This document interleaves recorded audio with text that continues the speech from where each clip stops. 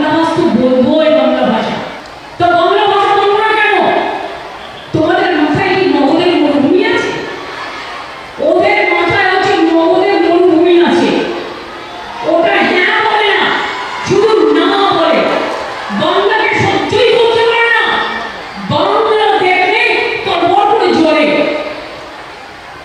ওই বলে না লুচির মতো পড়ে, দেখলেই গা জ্বলে, আর হিংসায় লুচির মতো পড়ে। বাংলা